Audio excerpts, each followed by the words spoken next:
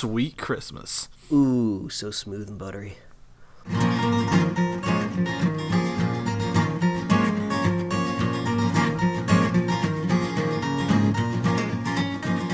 A modern podcast where Chris and Mike talk about TV, movies, superheroes, and everything in between. It's time for Superhero Slate.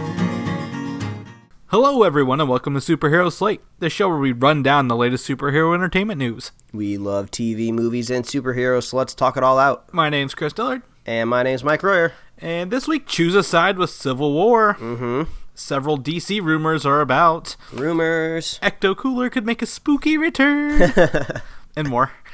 And more. Oh, I just finished Jessica Jones on Friday night into the wee hours of the morning at 3 a.m. so I could prepare for our bonus episode this week. That's right. I'm actually, I think it will be posted before this, so if you're listening to this, you can go listen to Jessica Jones, and you don't have to worry about us spoiling it.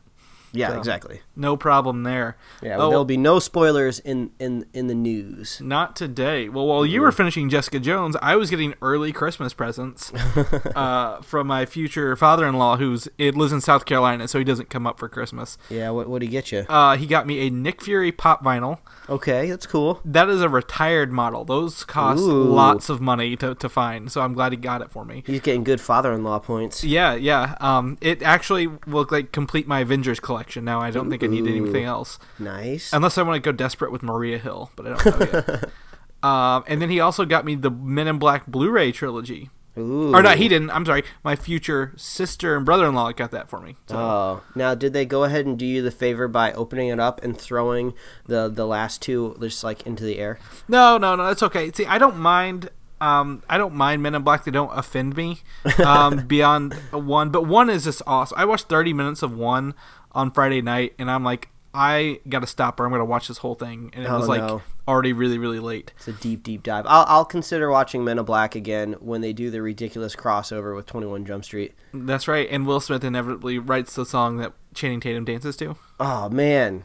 You're making my dreams come true right now. Yeah, well, that's what I do. I'm a dream maker. Yeah. But other than that, that's about the news. That's it for not news. You want to jump into some news? We got a lot of stuff to talk about this week. We got a lot of stuff to do, and then we got a spoiler cast to record. This is going to be a busy Sunday for us. That's right. Well, I mean, I think this week is probably the best week because we got Civil War. Oh, I'm not going to say we called it because technically we didn't call it, but we kind of called it. We kind of did. I think I was Tuesday afternoon. I'm like, we're not going to get anything at all this week. We had no news, no articles written. I think the biggest thing I had written down here was something about Wanted 2, which we're going to talk about later. And I'm like, this is a horrible week. Oh no. But then I saw a little bit of news about something about Jimmy Kimmel, Robert Downey Jr., Chris Evans, and I'm like, Mike, we're going to get something. Yeah, we knew exactly what that meant when they were both being on the show because they're not in any other movie together. They don't have other things to promote. And plus, Jimmy Kimmel premiered the Guardians of the Galaxy trailer. Yeah, that's the one I was thinking of. He did do another trailer last year. Yeah, so we knew what Kimmel was up to, that sneaky little man. Yeah, and totally, I mean, I was expecting, you mentioned maybe just some clips or a teaser for the full trailer maybe later. Mm-hmm. Maybe leading into the finale of Agents of S.H.I.E.L.D. coming up in 2 weeks. Mm-hmm. But they dropped that full trailer on us. Oh, yeah. I mean, they kind of they did exactly what I thought they wouldn't do, where I was sitting here saying there's no way that they're going to premiere it on the week of Thanksgiving just because I felt like they wouldn't have as many news cycle days to contend with. But I think it worked off well in their favor because I'm sure people went over to their families at Thanksgiving and were talking about the trailer. I know we were doing that over here. We had some friends over and we were chatting about the Civil War trailer and everything. Everybody wants to know where Spider-Man is. That's true. I talked a lot about it on Thanksgiving. I talked a lot about it at work on Wednesday. Mm-hmm. And mostly because, I mean, a lot of people weren't like, where's Spider-Man? I think it was just, this is a very emotional trailer. It's not like... It's got a couple action sets, but it's not in your face Age of Ultron. Yeah, it felt more intimate. Yeah, exactly. So when the trailer ended for you, what were your feelings? Because it wasn't necessarily a big bombastic action-packed thrill ride type of trailer. You know, when it was over, like when the Ultron trailer was over, you get like goosebumps, or when the Star Wars trailer is over, you get goosebumps. This one has a little bit more of a different feeling to it. Yeah, so I mean, when I watched this, I was like, man, that gets you right in the feels for this trailer. And I mean, although we did see several moments of team ups, and this may ruin your like, I don't want to know who's on what side thing. Oh yeah, no, that's all gone. That's gone by now. But I mean, at the same time, they said this is a Captain America movie, and it is essentially Captain America characters throughout this film. I mean, we got Captain America and Bucky in a lot of the shots. Yeah, and that seems to be the main storyline. And I'll even include Black Widow on that, because she played a large role in Winter Soldier, that she's more of a Captain America character now. And I think that was something I'm very impressed with, that they didn't ruin the it's not Avengers 2.5. No. It's very much a Captain America story, and I was very, very impressed with it. Especially something that you called out, the Black Panther reveals. I think you called them glamour shots. And I was more excited about that, I think, so than I would have been any Spider-Man stuff they've shown us in the trailer. Yeah, it was just really great seeing the Black Panther, because we've only seen those random set shots and concept art. We finally got to see like a Black Panther real life on screen. I mean, who thought that would ever happen? That's crazy. And he looks amazing.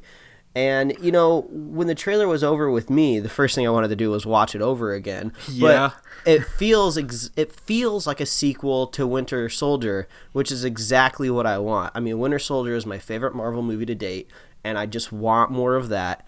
And, this feels good, I see some people out there with concerns, like trying to compare this to the comic book, now that like the teams are starting to line up. Be like, oh, it's like 5 versus 5. That's not what Civil War is. And it's just like, you can't understand not only the ability to get it done, getting that many just actors ready already for another movie, but like, you can't cram all these people into a movie. It's not a comic book page. You don't have that total limitless, boundless, ability to tell that story. Well, so people shouldn't be so concerned whether we don't have 25 superheroes on the screen. Well, and I think a lot of people didn't say that about Age of Ultron, which took its name from a comic series that took place first, which was actually a pretty shit series. I'm going to be honest with you. I wouldn't recommend the comic book Age of Ultron to anybody, and nobody cared that it took it from there. But I think Civil War. To me, Civil War is one of the big first event I ever read for comics. Yeah, when people start getting recommendations for things they want to read in Marvel or big events, Civil War is always in like the top 3. Yeah, but I mean, even going back and reading Civil War, it wasn't that amazing. Now looking back, I think at the time it was great, but looking back, it's not. And I honestly, this trailer had so many parts that the comic doesn't have, that I think I'm going to prefer the movie more than the comic book. Yeah, it almost seems like the main story here is going to be the fight for Bucky. What are we going to do? Are we going to hold him accountable? Captain America is going to try to save him. I just really like how they're basically, it doesn't seem like there's a real villain in this movie. It's going to be heroes versus heroes, and probably like a bad guy, because there's supposed to be a Baron in here. I don't remember which Baron it is. Baron Zemo is the character being played. Is the villain. Yeah, so it seems like he's probably going to be manipulating and pulling some strings, but I just like how, since Marvel kind of has a villain problem, I like that they don't necessarily have to worry about it so much in this movie. Yeah, I wouldn't say it's a problem. I think it's just been a repetition of villains. They're all seem pretty much the same across the board. But in this one, like, there may be a larger puppet pulling the strings, but the true quote unquote villains in this are themselves fighting for what I presume it's called the Accords, and we saw a picture called the Sokovia Accords, which is a reference to Age of Ultron. Yeah, and as well. And I believe the directors have officially said that the Sokovia Accords are their superhero registration act. Exactly. So, I mean, we've got Captain America's team fighting against that, and they don't want to be accountable to the governments, because they kind of saw what happened in Winter Soldier when a government kind of gets corrupted, and Tony Stark taking the other point of view. I also want to point out we did not see the Vision.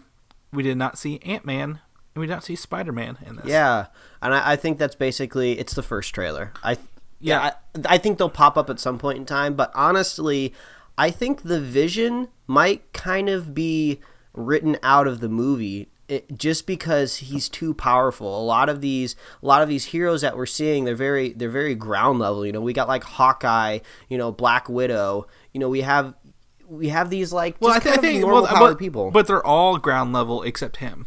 Yeah, exactly. But I think at the same time, they need to show where he is at some point. I think they'll definitely explain it, but it's just like how you can't have Thor involved in this version of Civil War just because he's too powerful, exactly like Vision. It's this balancing act where no one's going to believe that if Black Widow is on Iron Man's side and Vision is on Captain America's side, no one can believe that Black Widow can't just be vaporized by Vision. So, even though he probably wouldn't do that, we just got to find a way to balance out these teams. I think my vision, your vision, my vision. I think he's on Iron Man's side, but I think he chooses to take a more higher level approach to it rather than a ground level. Yeah, because he is kind of we've seen him in Ultron as kind of someone that kind of looks at everything from a very top level view, not just being vertically high, but just scoping out the whole situation. And I think he's going to feel like he's not necessarily above it all, but he shouldn't be interfering. But I can also see the Scarlet Witch being someone on his level of power because they're both created. They don't know what they can do. And that's their big guns, I guess, on each side. Mm-hmm. This is going to be some self-promotion here, but I did go through and pick out 5 best moments from this trailer and put them on ComicUI. And I think one of them is the Falcon kicking some ass in this. Ooh, that was cool. One of my favorites is not when he jumps off the building, but he does like a kick on these 2 guards and like spins around and lands it with his new red and white look that kind of harkens back to his older style. Yeah, exactly. I'm going to talk about, we talked about the Black Panther, Captain America holding that helicopter. Ooh, what about that? Cool. I didn't, that's a good thing. But the biggest thing everyone's talking about is the Winter Soldier and Captain America beating the shit out of Iron Man. Yeah, that's the obvious choice, and they left it at the end of the trailer for a good reason. It's it's super cool. Like you never thought you'd see anything like that on the screen. Just telling from how it looks, it feels like it could use a little bit of polishing with the computer effects, but it's the first trailer, and everything in there is probably going to get polished over 10 times more. But I thought it was crazy. Yeah, see, I looking at it right now as I talk, I don't see that, but at the same time, you don't see that, but you see Captain America pass his shield to Bucky, giving again that not everyone's like, oh, he'll take the mantle. No, he's not going to take the mantle. They're not going to give him Captain America's. I don't think Sebastian Stan can carry a Captain America movie without Chris Evans. But like, that just gets your energy going, I think. And, it's so cool. And that leaves you. I cannot wait to see this in theaters in front of Star Wars, to be honest with you. Even though you say you don't want to see trailers more than Star Wars. Something else I want to point out, we did see Crossbones very briefly in one shot. Yeah, I think I remember seeing him. Was he drop kicked or he was kicked by someone? That's not him. That's just a guard. Oh, okay. He is lead. He's in the back of a bunch of other like minion dudes coming out. Like he's in the back, and you can see him.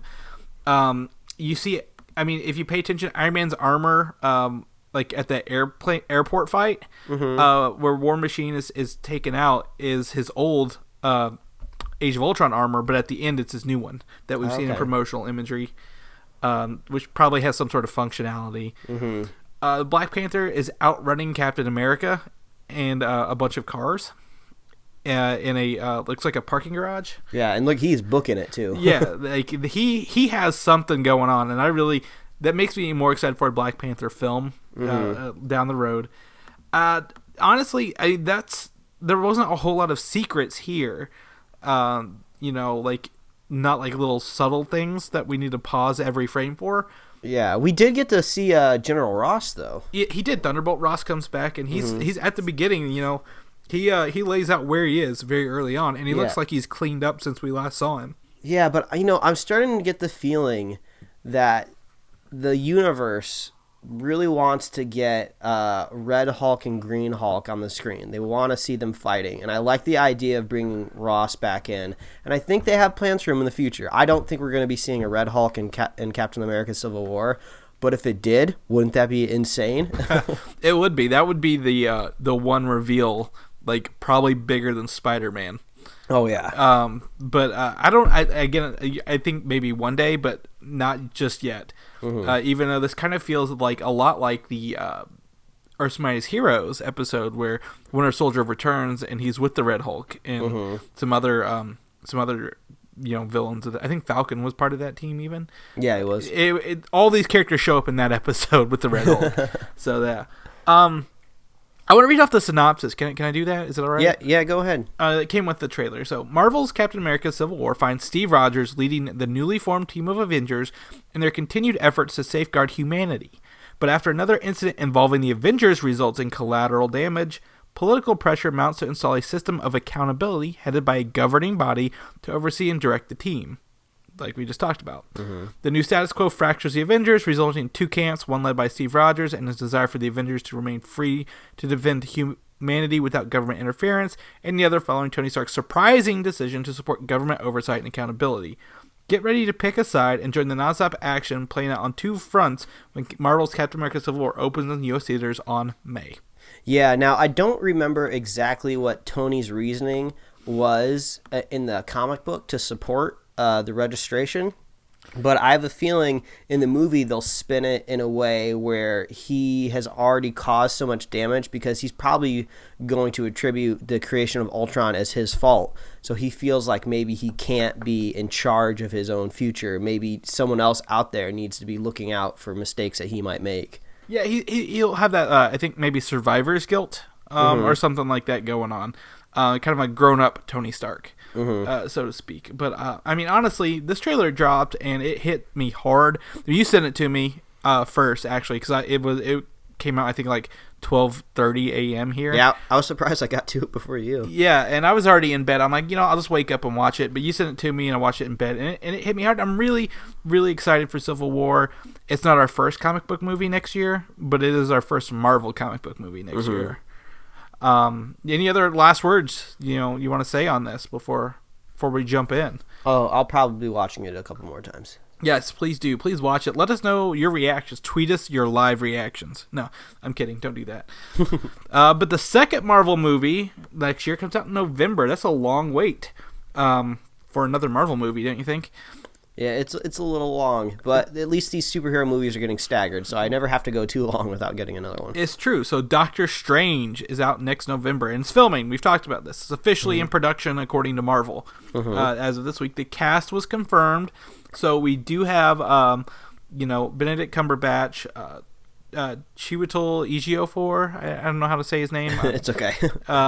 Mads Mikkelsen is actually in the cast. He has been confirmed as a cast member. No role given in that, but he was kind of on the fence. I'd really like to see him. He's been playing, I think, Hannibal on the TV show. I've heard. I have not seen Hannibal, but I've heard a lot of people have suggested him in other type of roles in a superhero universe. So he's a popular guy. Yeah, he's got that crazy unhinged look about him, and I think that plays out well. We've got Tilda Swinton is in there and Rachel McAdams. So awesome. Everything we've talked about has pretty much come true. And we've also got the first official synopsis for Doctor Strange.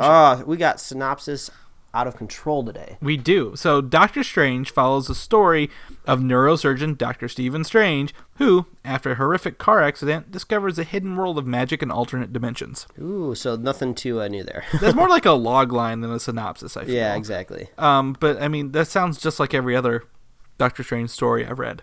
Yeah, I'm excited for this. I'm excited for this movie. I want to see some demons. I want to see some dark magic. I want to get a little scared. I want to see some Cumberbatch. Yeah. Don't mess with my Cumberbatch. That's right. James Gunn, the director of Guardians of the Galaxy, said this will be one of the most visually different films in the Marvel Cinematic Universe. Oh, and James Gunn we trust. And much like Guardians of the Galaxy was visually different. I think when he says it's going to be different, it's going to be different than what we've seen. It sounds like you're segueing yourself. I am segueing into James Gunn's next movie, Guardians of the Galaxy Volume 2. Oh, Volume 2. Volume 2. So the rumor of this week is Star-Lord's dad. Okay, what's the rumor? Because I actually haven't heard this one, so it must be on the lower level. Well, it was denied very quickly. Okay. But the rumor is that Star-Lord's dad was going to be Captain Marvel. Oh. Who kind of fit the description of what people thought, his dad would be like. And they were like, Marvel is his dad. That's what it is in the script, so on and so forth. But then James Gunn was on Facebook, like, doing his video stuff later that night. He's like, yeah, that's not true. Like, just don't even try, man. Like, you won't know what's coming. Yeah, I don't know if his dad, I'm actually curious how often his dad's origin has changed in the comic books, what's canon and what is not. But from the parts that I've seen, he seems to be a relatively normal guy. He doesn't seem to have like any sort of crazy superpowers. Yeah, his dad he's a race of humanoid-like creatures called the Spartax, and his dad is the king of Sparta in the comic books, or whatever the planet is. Yeah, and they didn't really give him any powers, so like they cannot pull from the comics to give him this. This is one instance where it's gonna have to stay different, and that's okay with me. I don't care. I honestly am a bigger fan of it being Adam Warlock. Simply because I like Adam Warlock, and that would really tie them closer into the Infinity Gauntlet on a personal level going forward. But it really doesn't matter to me. Yeah, I think his dad, there's just a lot to go on there. I think his dad is going to be a point of contention, not a happy reunion when he finally gets to see him. So I'm looking forward to that. Yeah, I definitely think it'll be something a Time Gem related incident. Simply because they have to bring that in somewhere, and Guardians is the best place to do it before you get there. We need to get all those gems out there, but I don't want a gem in my Civil War movie. Yeah, totally not. We just talked about this earlier. Avengers are Earth's Mightiest Heroes. One of our most recommended TV shows, I think, for cartoons that we talk about. I mean, did you ever finish? You finished them, right? Oh, yeah, I finished it. So good. A lot of great things were in there. Purple Man from Jessica Jones was in there.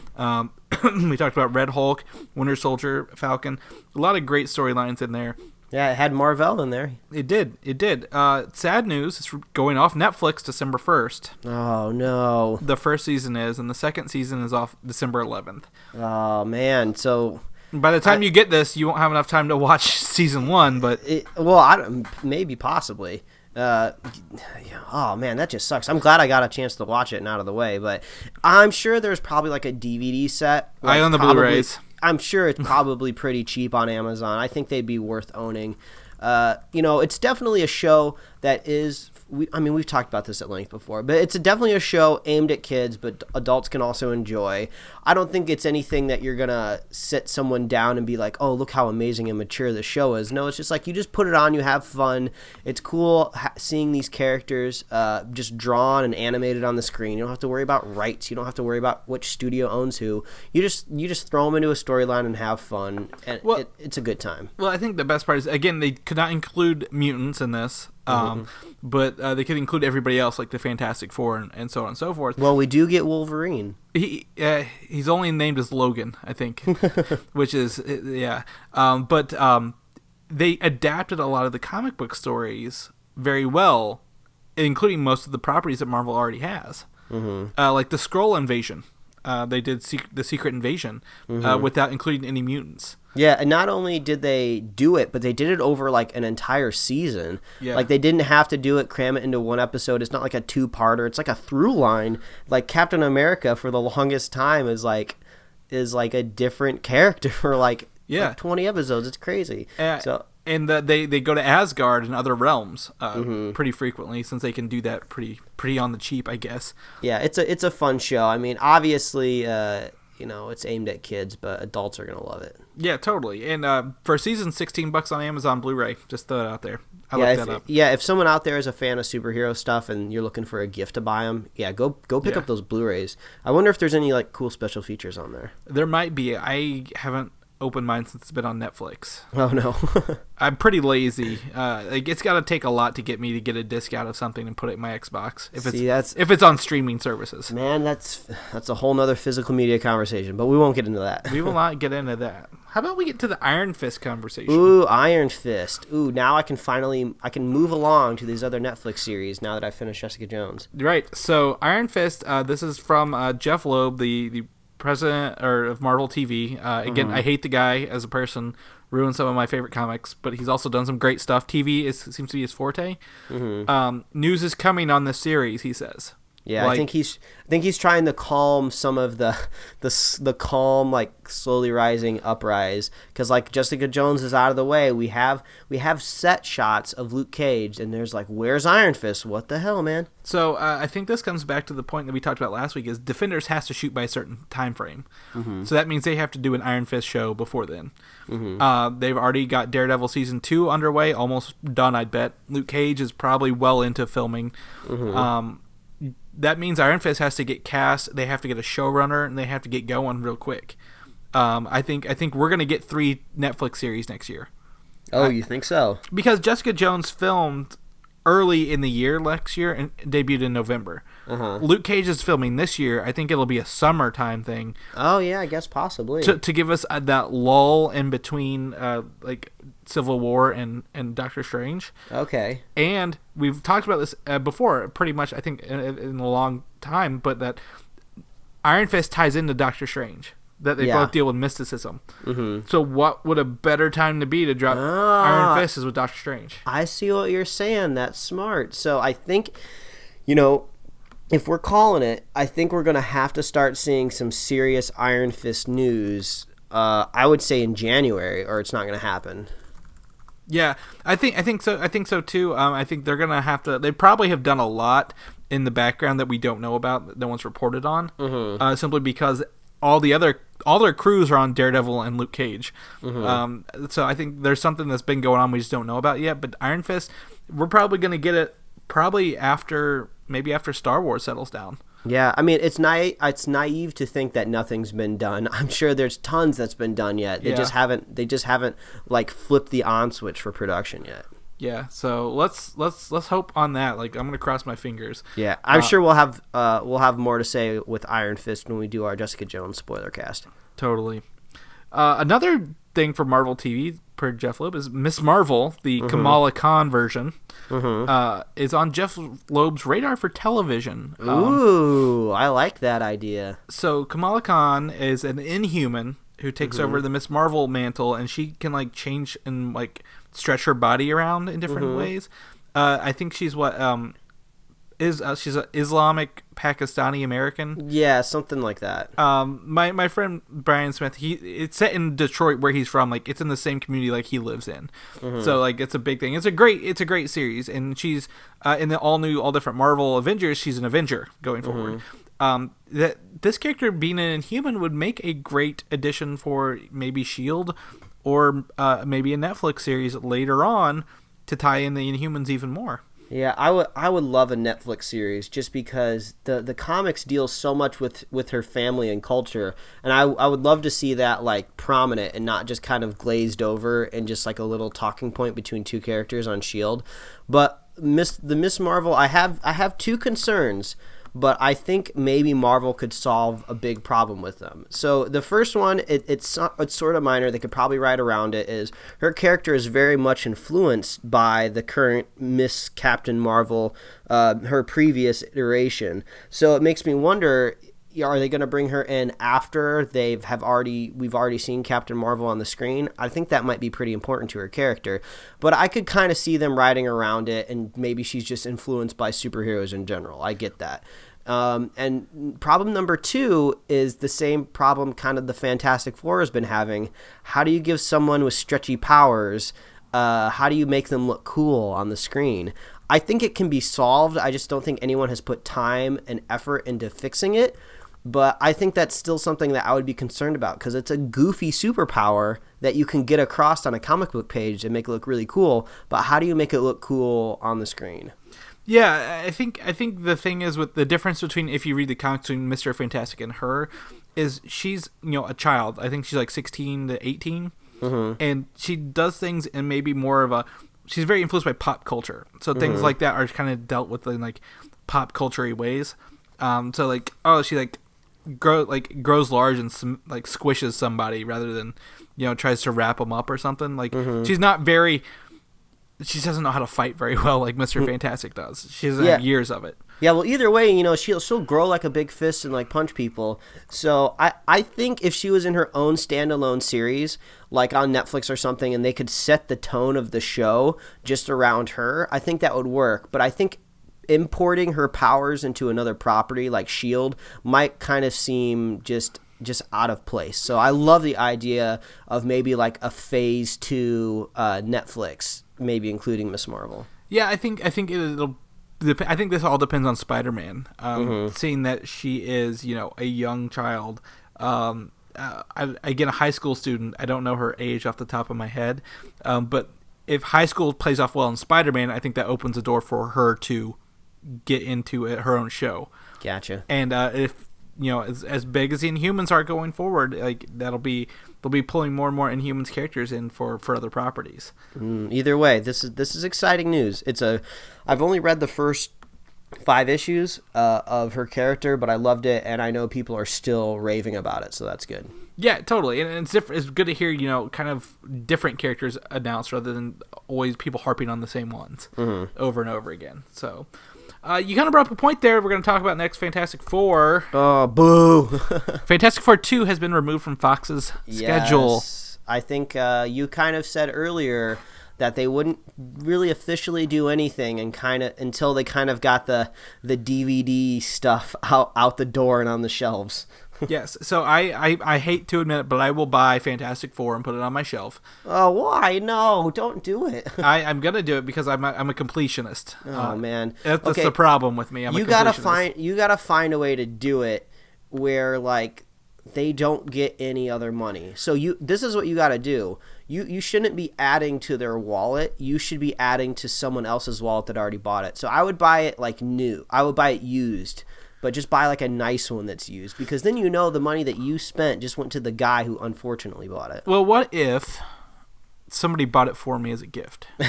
Okay, you know, that's not as good as the other scenario, but it's better than you buying it. Yeah, okay. So we'll find a solution for me to get Fantastic Four on my shelf without giving Fox more money. If you get it on your shelf, though, you unfortunately are going to have to do this for me. You're going to have to watch it with the commentary on, and I want to see how they justify the decisions that they make. That's going to be the hardest thing ever if they get the director back who's pissed off to do the commentary. Yeah, and the cast who's like, we don't want to do this anymore. Yeah, someone's got to be doing commentary, and I got to know what that's like. All right, fine, I will do that for you. Yes. But I mean, again, I'm a completionist. I have Daredevil and Elektra on my shelf. Like, I can't not get it. It's just yeah, one of but those have what not plausible deniability, but they have at least an excuse where they were kind of new into the 2000 superhero craze. I can forgive Daredevil for that, but not Elektra.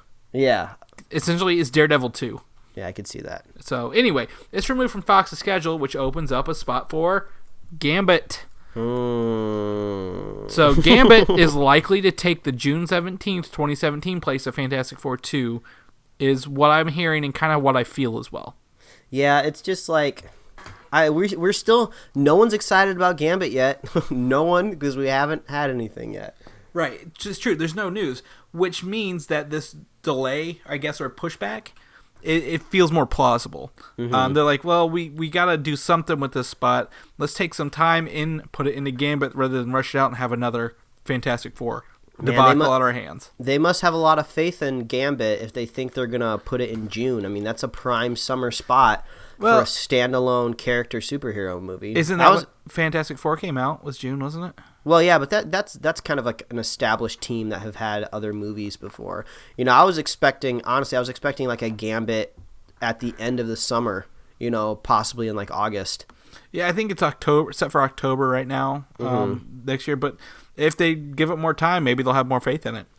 Yeah. It's just 2 movies that we're not really excited about that are inevitably going to happen one way or another, I feel.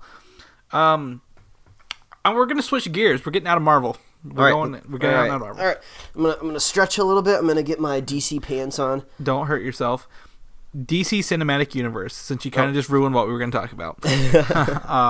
They are aiming for a PG-13 rating across all their films. Okay. I think...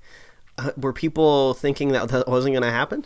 People were shooting for an R rating for maybe Suicide Squad. They were like, maybe Suicide Squad should be R. I don't think. I mean, PG would be if they said we're going to do PG across the board. People might be more concerned. And R people would have been like, well, you can't sell tickets to kids. So I think this makes perfect sense for us. But I guess it maybe alleviates some people who thought they would try to go with PG. Yeah, I like the rated R rating. In the sense of it's a way for studios to make a movie stand out. You know, I know they're cannibalizing a lot of their box office when it comes to putting that R on there. But, you know, I like the idea where Fox can say, like, oh, guess what? We got the only rated R superhero movie. Come and get it. You know you want it.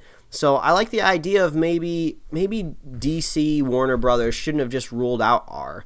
Maybe they just kind of say, we're going to focus on PG-13 for all the main stuff, but we were talking about that Dark Justice League movie last week. That would be kind of cool if it was R, and it kind of seemed like it might be kind of a one-off film, you know, just kind of on the outskirts. And I totally agree with you. I think when they say they're aiming for that, I don't think that rules it out. But I don't think any of the currently announced films, excluding Justice League Dark, which I don't include announced just yet, since it's not on their cinematic slate, will be PG-13.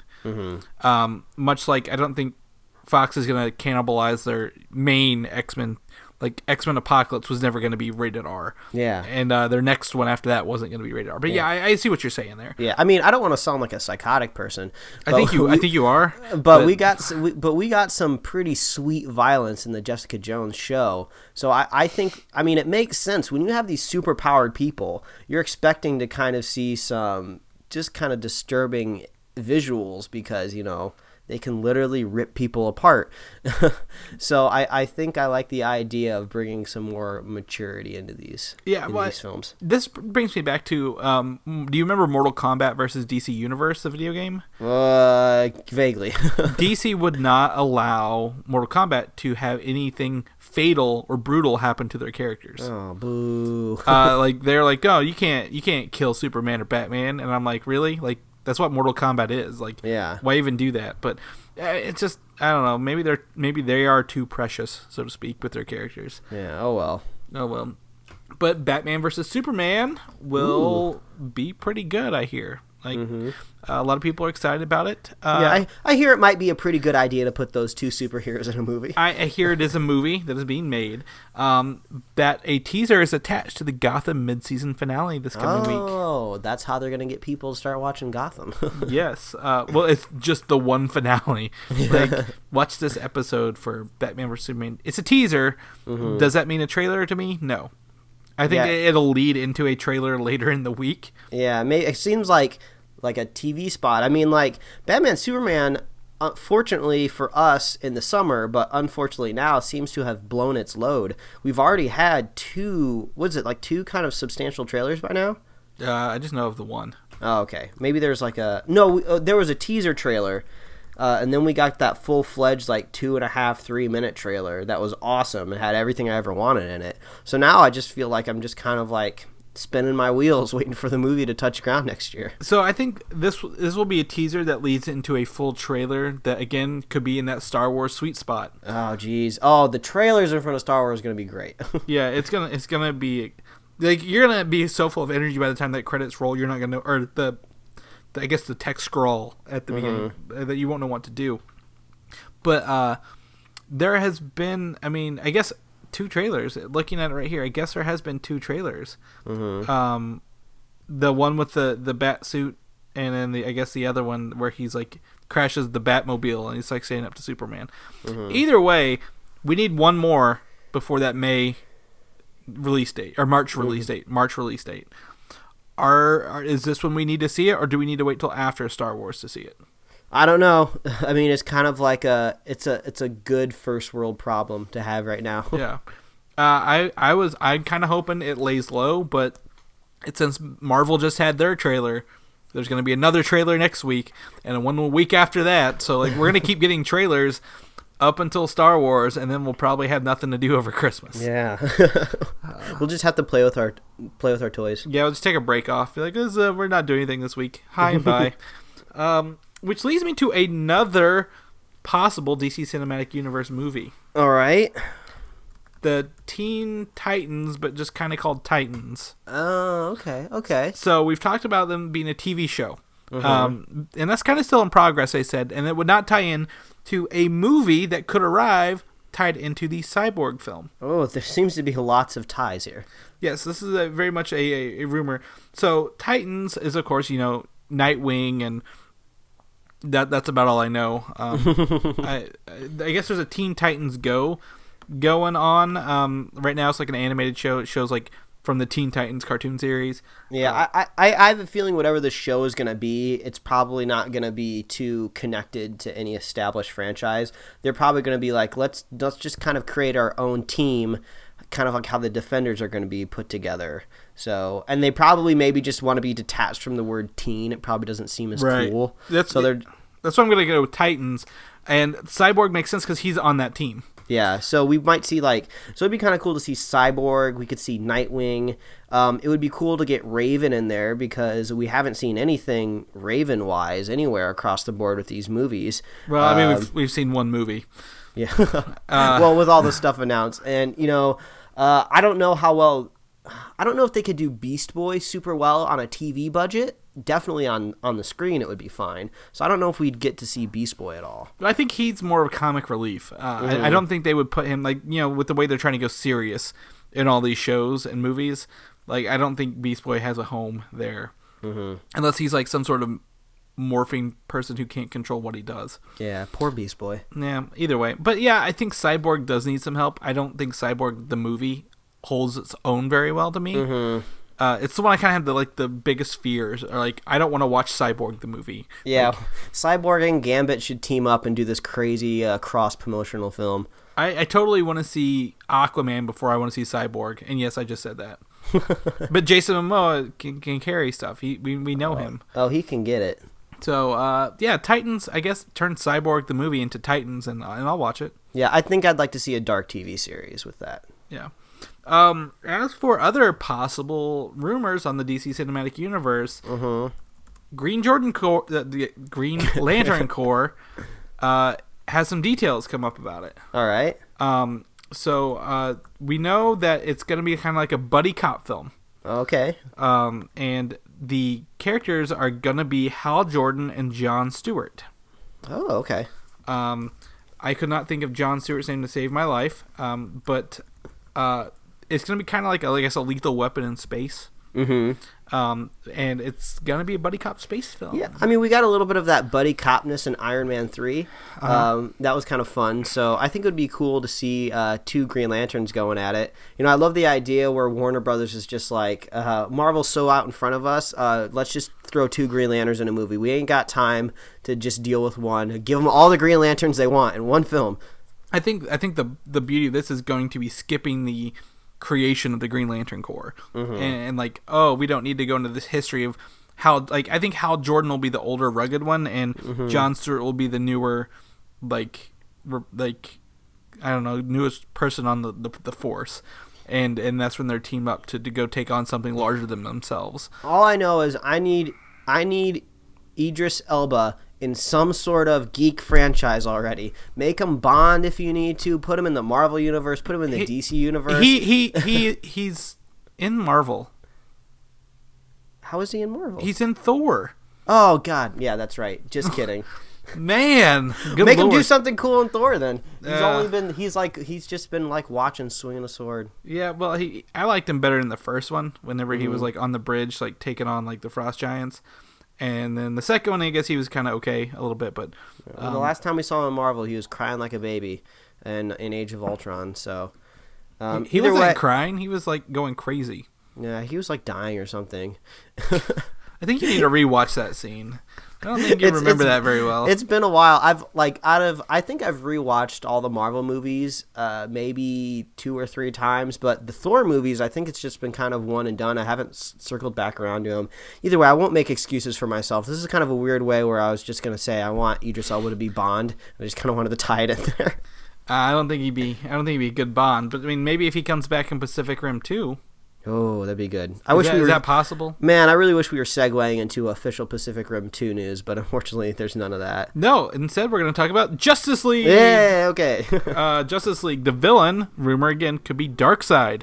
Ooh, okay. Yeah, so I guess I mean, Darkseid is like what's called, I guess, I think he was a new god, I think technically. Or he's from the planet Apocalypse, that's all I know. And I always get that planet Apocalypse confused with Marvel's Apocalypse, the person, because Marvel's Apocalypse looks like Darkseid. Yeah, and they're pretty much modeled after each other. Yeah, so apparently he's like a big... Yeah, he's a new god. He's one of the new gods. And apparently, like, this is, again, rumor that he is going to be the villain for Justice League, which I think would be a bold move, but I think they should probably just go ahead and do it in Justice League, get it out of the way. Mm-hmm. Which would lead into Justice League Part 2, and I don't know who the villain would be there. But also, Black Canary could be making an arrival in the DC Cinematic Universe. Oh, okay. It could be arriving in Justice League Part 1 or Part 2 or both. No one knows right now, except that the two actresses up for the role are Abby Lee and Alona Tall. Oh, okay. I don't think I know who those actresses are. Abby Lee was in Mad Max as one of like the wives. Mm-hmm. She was like one of the blonde wives. And then Alona Tall, I cannot think of what I know her from. Okay. She's an Israeli American. She's a singer. But I mean, none of her film credits or anything I've seen. Yeah. Well, this news doesn't shock me too much. I mean, it's pretty easy to bring in these characters that don't really have big superpowers. They're just fighters, which is awesome. We've had cool adaptions of them in the Arrow TV show, so I feel like I've already had some pretty cool versions of the Black Canary. So more is better. So yeah, cool. I think if they want to differentiate, I mean, Black Canary's played a huge part in Arrow. Like, I mean, since season 2, like, it's been a huge part. And they'd kind of be stupid not to capitalize on all that gain there. Exactly. Also, I just want to put it out there, Alona Tall was in the first pilot episode of Powers before it was made into the show that we watched. Oh, all right. So back when they were working on it in 2012 and they didn't get it right, she was Zora in that one. So, okay. Which we saw Zora, and she has like the blue... She looks like LeVar Burton from Star Trek. So, just throwing that out there. Okay, we're going into Aquaman rumors. Oh, Aquaman, okay. Right, we got a lot of DC stuff today. I didn't think we would. The villain rumor could be Ocean Master. Okay. The half-brother of Aquaman himself. That makes sense. You don't have to bring in a villain from the outside. Just keep it in the family. Keep it in the ocean. Again, I think Aquaman's very much like Thor, an outside civilization that's based on like kingdoms, and like your half brother is your villain, right? Work for Thor could work for Aquaman. That's true. And the wife of Aquaman, Mera, is considered to be the Khaleesi of the sea. All right. Ironically, seeing that Khal Drogo is Aquaman. Ooh. But like she's like gonna play a huge part in it. It's gonna be more like an Aquaman Mera team up film rather than just an Aquaman solo piece. Like she's gonna be a strong woman character who can command troops. I think that's kind of cool. I mean, I'm getting more excited about the idea of a film just kind of based in this water world type deal, like underwater with these mythical... Be careful of how you use the term waterworld in movies. I don't care what people say. I liked Kevin Costner in Waterworld. I liked Waterworld. That was a fun movie when I was a kid growing up. No, I like it too. People give a shit, but like I enjoy that. Dennis Hopper is pretty crazy in that one. Mm-hmm. But Aquaman, I think, is awesome. I think it's getting better. It doesn't sound nearly as, pardon my incorrect term, but gay as it usually does. I mean, Aquaman gets a lot of shit, right? Like, he can command fish. Ooh. But he also made a Sharknado in the latest New 52, I think. Yeah, a lot of his bad perception is tied to his old kind of campy comic book days. But he's cool again, but it's still fun to make fun of him. That it is. He's not a real person, so you don't have to feel bad for making fun of him. We're gonna get so many letters over that one right there. Something I've not watched yet. I don't know how I feel. Supergirl. You still haven't watched the pilot yet. I honestly don't plan on watching any Supergirl unless like I get desperate on things not to watch. Oh man, I've got a lot of stuff to catch up on. Again, we've talked about this. There's only so many hours in the day that you can do things, and that's true. I've been cranking out old Star Wars films. Like, yeah, that's true. I put down 3 this past week. Putting in some work. Yeah. However, Superman will appear as a child. Oh, that's less exciting. That's like watch Gotham so you can see Batman. appears a child.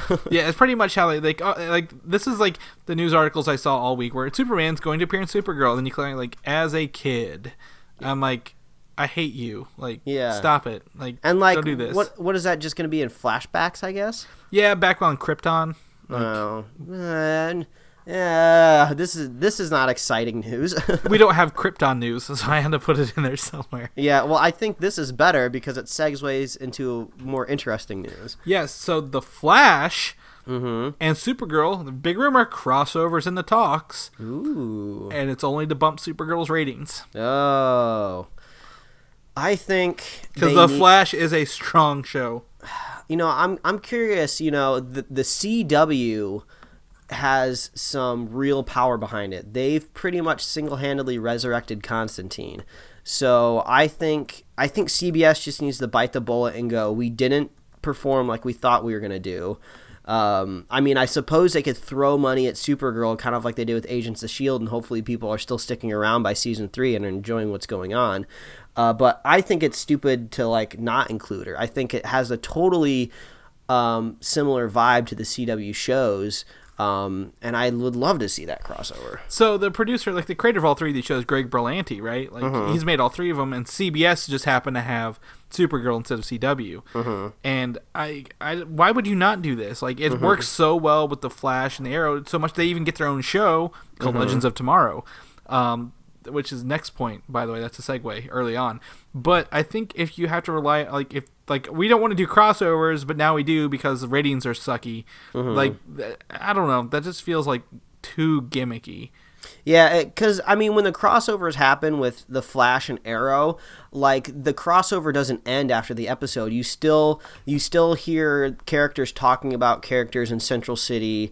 You know, you hear them like, oh yeah, Cisco made this for me, and they're saying that in Arrow, so I like that. And I feel like the Supergirl crossover would be like, once she goes back to her own show, we'll never hear about her again.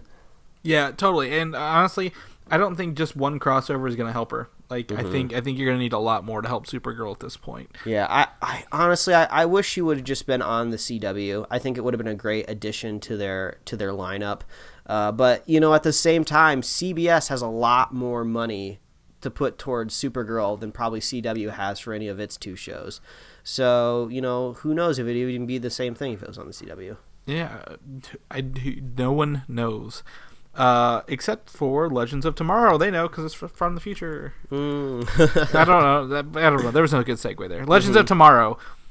Season 2. They're already talking Season 2. Oh, wow. The rumor is Constantine is to become a series regular. Yeah, just like I said, they resurrected Constantine. Cool character, just wasn't executed well on...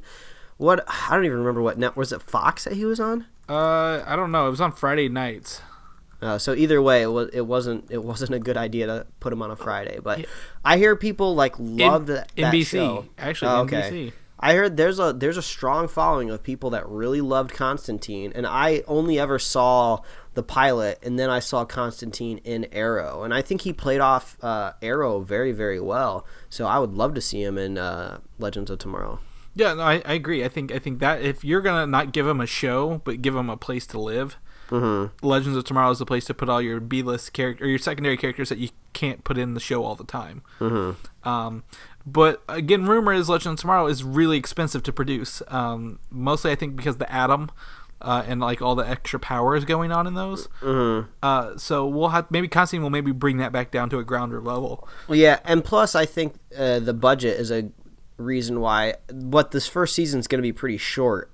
If I remember right, like it's only several episodes. Yeah, like they're only going to be small series. Yeah, I think it's going to be kind of maybe something comparable to Agent Carter, where it's just kind of like we give you this while you wait, you know.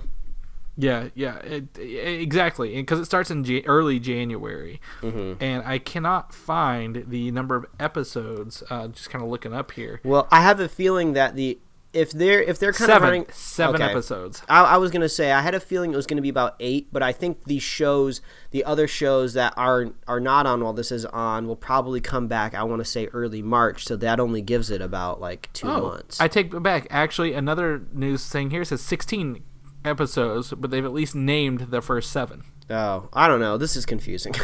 Legend of Tomorrow is a very confusing thing. I think it's going to be awesome. Yeah, I cannot wait to it's watch it, but yeah. there's nothing definite about what's going on. Yeah, I think it's a little confusing because it's unique right now. Yeah, and they're about to do the crossover on The Flash and Arrow to lead up to that. So Ooh, so good. really, really stoked for that there. Something we talked about earlier, Wanted 2. Okay, Angelina Jolie is wanted to come back for this movie.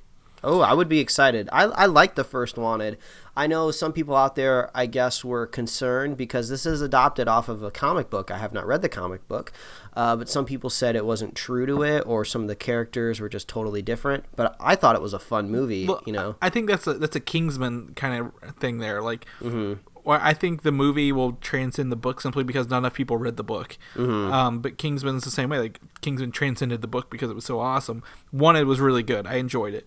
Yeah. And we all know, this isn't spoiler since this is over, like, I don't know how old this movie is. Like, 8 to 10 years. Yeah, it's pretty old. Angelina Jolie dies in there. But they could totally bring her back because nothing, like, they're curving bullets in this movie. Yeah, I'm sure there's going to be some sort of, like, resurrection or something like that. It would be cool.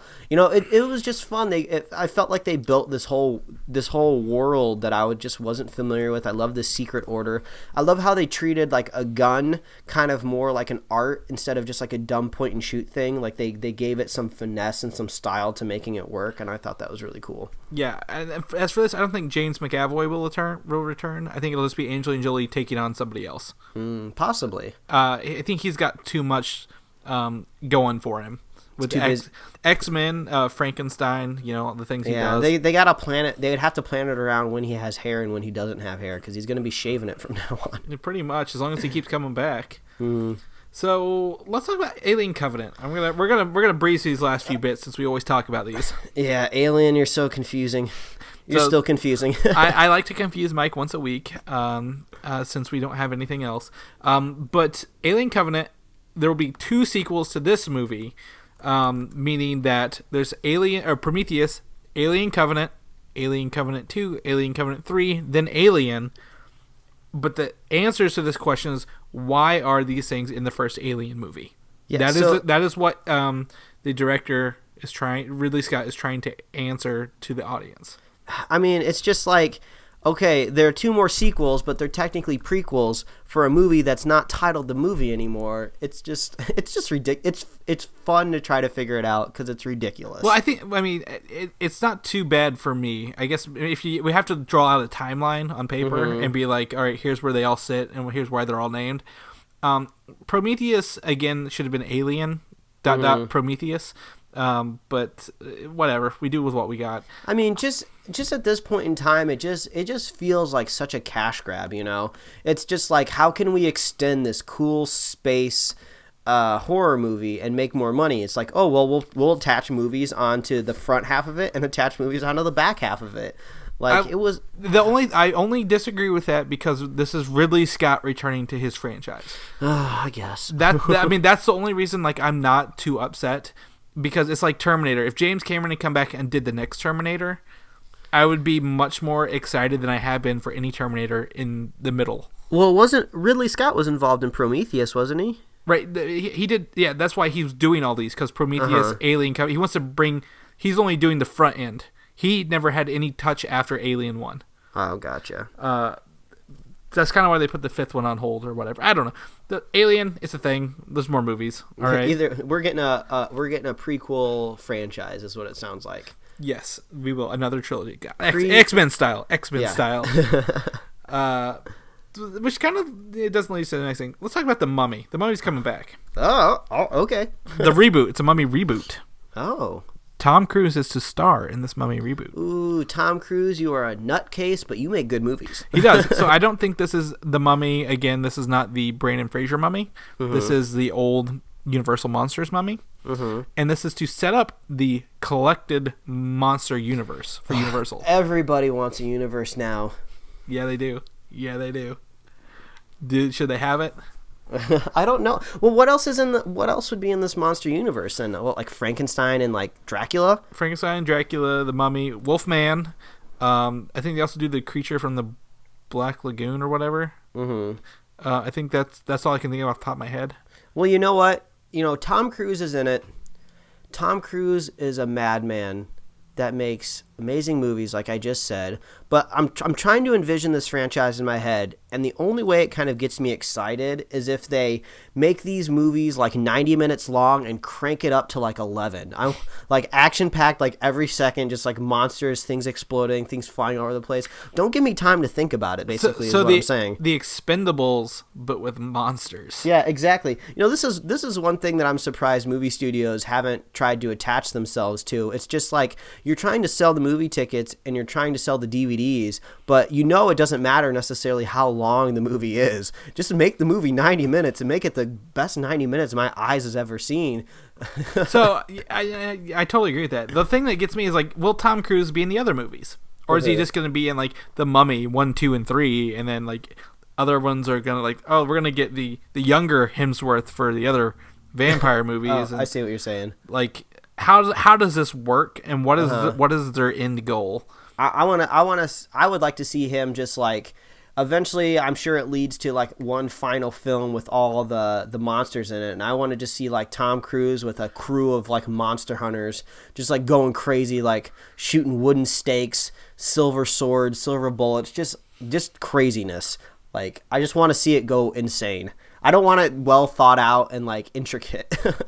Yeah, I guess you're right. Yeah, that's where I'm leaning. I'm not saying it's the right idea, but it sounds like the fun idea. I'd go with fun over the right idea anytime. Speaking of fun ideas, this is your news. Ooh, yeah, this is lay it on me. It's technically not my news, but it is a hot tip. You added this to the news article, so give it to me. I've never added a piece of news so quickly. It's a hot tip from a friend of the show, Alan, who was a guest on episode 20. Coca-Cola has re-registered the trademark Ecto Cooler. Whoa! Explosions! Fireworks! Oh, this is crazy. So I've riffed about Ecto Cooler more often than not. We have the recipe to make your own Ecto Cooler in the show notes of an old episode. Yeah, and this is just specifically due to it comes up when we start talking about Ghostbusters, because we weren't kids necessarily raised on Ghostbusters, so when we have Ghostbusters news, we talk about Hi-C Ecto Cooler is usually what happens. We don't hate Ghostbusters, we just only like the drink. Yeah, but it looks like the parent company of Minute Maid, who owns Hi-C, has re-registered the trademark, and this flavor, which is Coca-Cola. Yeah, this flavor made its first appearance in 1987, the year I was born, so I feel like it was just meant to be, and I guess it just continued on so long just because it was so popular until like 2001. I mean, holy crap. Well, I'd also like to point out that it made an appearance to tie in with the real Ghostbusters cartoon, and Slimer was removed from it in 1997, but the flavor still continued. Ooh, the flavor, it's just so good. Like, I have a feeling, like, if they bring it back, I'm going to go back and try it. I'm like, I'm going to be back to my childhood. But I know that there's going to be people out there who are ordering, like, pallets and crates of this stuff. But I think this is super awesome. It totally makes sense. There's no reason not to capitalize on it with the new Ghostbusters movie coming out, but I know for sure I'm going to be getting some. That's right, because most people watching Ghostbusters now have kids who are going to be watching Ghostbusters, and like, let's sit down, son, and share this Ecto Cooler that I had growing up that you would never have got to experience unless we had a Ghostbusters reboot. Yeah, so most of the time my parents would like to get the most bang for their buck, and we wouldn't usually get the juice boxes, but do you remember when Hi-C used to come in those giant like metal cans? Yeah, metal cans and the larger jugs. They were kind of like almost like barrels. Yeah, exactly. So I hope if it comes back out, I don't know if it'll happen, but I would love it to come in a big metal can again, and I have to get a can opener to pop open it. Oh, that would be the childhood right there. Yeah, we would have stories. That's all we would drink on that episode when it came out. We'd both get our own Ecto Cooler and just drink. We're gonna go crazy. So let's do our last bit of news. Just a little bit. What is it? TMNT 2. Whoa, Ninja Turtles. Yeah, the Ninja Turtles 2, your favorite. We haven't talked about this in months. It's been a while. The trailer is to debut with Star Wars. Yeah. Oh, man. So what's the count now in front of Star Wars with trailers? My guess is Batman, Superman, Deadpool, Captain America, TMNT 2. I got at least 4. Oh, man. That's going to be a nice set of trailers. If not, X-Men Apocalypse 5. Sorry. Now, if anybody's a relatively new listener to the show, I am a fan of the new TMNT franchise just because I was surprised at how bad it wasn't. So I've been a champion of the franchise so far. And we're getting Steve Amell, Arrow, who's going to be Casey Jones. I think that's pretty cool in the sequel. Yeah, I mean, he's got a point, and I just give him a hard time because every time there's TMNT 2 news, I put it in the show notes. I got you to watch it, though, and you enjoyed it. I did. I did not hate it, yes. Yeah. That's how you can describe that movie. I think it would be amazing if they get like 5 or 6 movies out of this franchise, and it's a huge deal, and people just forget about how the first movie started it all, and they're like, oh yeah, I've been a fan since the first one. It's just like, no, you weren't. You hated it like everybody else. Yeah, except Mike, the original hipster. Oh yeah. Okay. Well, that's the news. Let's if we're not doing news, Mike, where can people follow you and your shenaniganery? Well, they can follow me at Mike Royer Design on Twitter or Instagram. If you follow me there, you will see that I have tweeted a picture of my latest Amazon shopping recommendation, which was a Nicolas Cage pillowcase. I don't know exactly how the algorithm recommends that to me, but I'm seriously consider buying it. Please don't. Save yourself the trouble. Yeah, but as always, you can read my comics at pickledcomics.com, and my latest one is a Jessica Jones-themed comic that you will only understand and only think is funny if you actually watch the show. So I recommend watching the show and then going to read my comic. That's true. It was very enjoyable. Yeah, but if they want to find more hot lists over at ComicUI, where can they find you talking about that? Yes, so follow me on Twitter at Valdan, VALDAN, or head over to ComicUI with our new redesigned website that works so awesome, and it has the 5 best moments of the Captain America Civil War trailer in GIF format. Good stuff. That you can watch. Yes, very awesome, very awesome. Where else can people find us, Mike? You know this better than I do. I can't even tell people. As always, please visit us at superheroslate.com, and that's where you can find us at all of our different avenues on the internet. We're on iTunes, soon to be Google Play Music Store. We have awesome videos up on YouTube that Chris makes painstakingly with his fingers every day.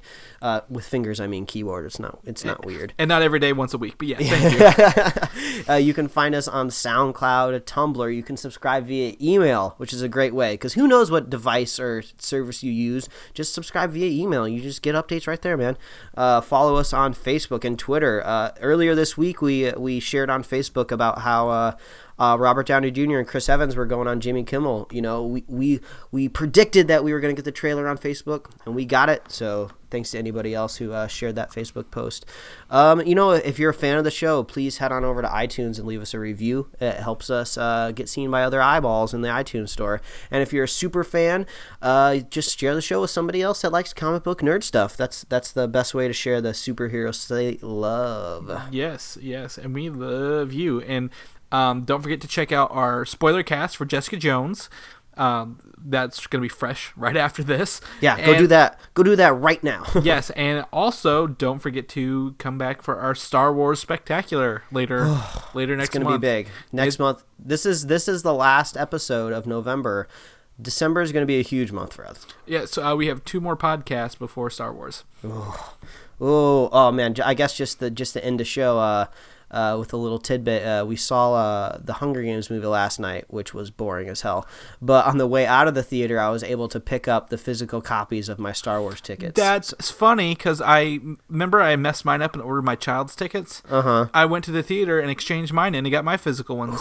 Isn't it just nice having them in your hands? Yes, they're in my car, my new car, by the way, under lockdown, so I won't forget them when I show up to the theater. Man. I was holding in my hands, and all I was thinking was, how much could I sell both of these for? I'm not going to, but I feel like they're so precious, they got to be worth so much. I feel like I almost need insurance on mine, or like some sort of padlock so no one can take them.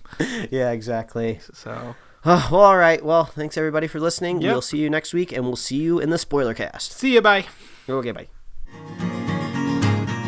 Thanks for listening, and don't forget to subscribe.